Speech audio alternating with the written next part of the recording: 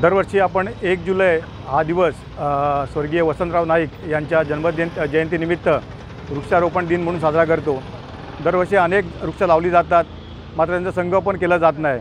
आणि सध्याची स्थिती जर आपण पाहिली तर ह्या बदलत्या वातावरणाला भरपूर समस्या आपल्याला फेस कराव्या लागत आहेत, त्यांना आपल्याला सामोरं जावं लागतं आहे।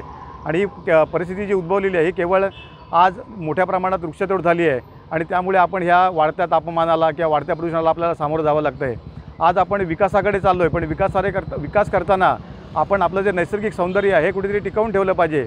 या दृष्टिकोनातून वृक्ष लागवड आणि वृक्ष संवर्धन होणं हे तितकंच गरजेचं आहे।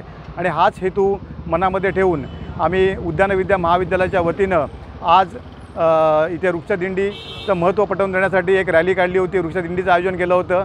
आणि त्यामध्ये आमच्या महाविद्यालयाच्या विद्यार्थ्यांनी अतिशय सुंदररित्या एक पथनाट्य सादर केलेलं आहे की ज्या पथनाट्याच्या माध्यमातून आम्ही जनजागृती करण्याचा प्रयत्न केलेला आहे, जेणेकरून जास्तीत जास्त झाडं लावली जातील, त्यांचं संवर्धन केलं जाईल आणि भविष्यात भेडसावणाऱ्या ज्या समस्या आहेत ह्याला कुठेतरी आपण एक पोषक वातावरण करून त्या समस्या उद्भव देणार नाही अशी काळजी आणि असा संदेश देणारं एक पथनाट्य या ठिकाणी आम्ही सादर केलं जागोजागी कुडाळ शहरामध्ये।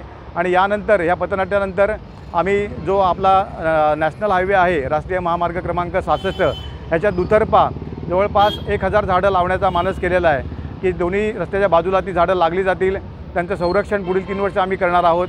ही सायंटिफिक म्हणजे एक शास्त्रीय पद्धतीने ती झाडं आम्ही या ठिकाणी लावणार आहोत आणि त्यांचं संवर्धन हे पुढील 3 वर्ष आम्ही करू, जेणेकरून या राष्ट्रीय महामार्गाच्या रुंदीकरणामध्ये जी झाडांची कत्तल झाली किंवा जी झाडं काढावी लागली ती झाडं पुन्हा लावता येतील।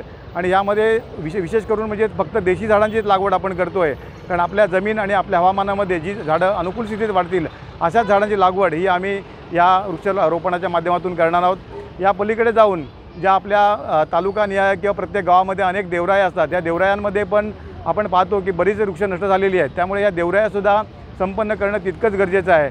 आणि अनेक अशा संस्था आहेत की ज्यांना मदत लागेल त्या मदतीला देखील आमचं महाविद्यालय सगळ्यांना सहकार्य करायला तयार आहे।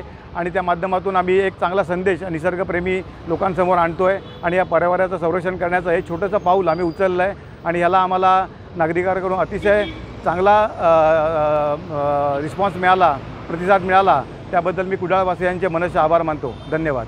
उद्यान विद्यालय मुळदे येथील आयोजित रस्त्याच्या आपला जो महामार्ग आहे त्याच्या दुतर्फा आज जे झाडांचं लागवड चालू आहे त्याच्यासाठी मला इथे बोलवल्याबद्दल मी त्यांचे सर्वांचे धन्यवाद मानतो। अतिशय स्तुत्य कार्यक्रम आहे। आता आपल्याला माहितीच आहे की ग्लोबल वॉर्मिंग, वॉटरलेस सिटी होत चाललेले आहेत, ठीक आहे। आणि येणाऱ्या काळामध्ये झाडांचं महत्त्व हे अनन्यसाधारण असणार आहे। त्याच्यासाठी सर आणि जी त्यांची टीम जी मेहनत घेते आहे त्याच्यासाठी आमच्याकडून खूप खूप शुभेच्छा। सर ह्याच्यासाठी जे काही पुढे जाऊन जी मदत लागणार आहे त्याच्यासाठी आम्ही निश्चितच आमच्याकडून जी होईल तेवढी मदत करू। त्याच्यासाठी केज जे असतील ते आमच्या कुडाळ मेडिकल असोसिएशनतर्फे वगैरे आपण अरेंज करण्याचा प्रयत्न करतो आहोत। आणि भविष्यात आपण पूर्ण म्हणजे सिंधुदुर्गामधला जो पण हा महामार्ग आहे त्याच्या दोन्ही साईडने पूर्ववत जशी झाडं होती म्हणजे हा महामार्ग होण्याच्या अगोदर जी झाडं होती तशी करण्याचा प्रयत्न निश्चित करू। आणि मला वाटतं ह्याच्यासाठी सगळ्यांचा सहभाग लाभणार आहे, कारण तुम्ही खरंच एक चांगलं काम करताय आणि त्याच्यासाठी आमचा पुन्हा एकदा तुम्हाला धन्यवाद आणि शुभेच्छा देखील।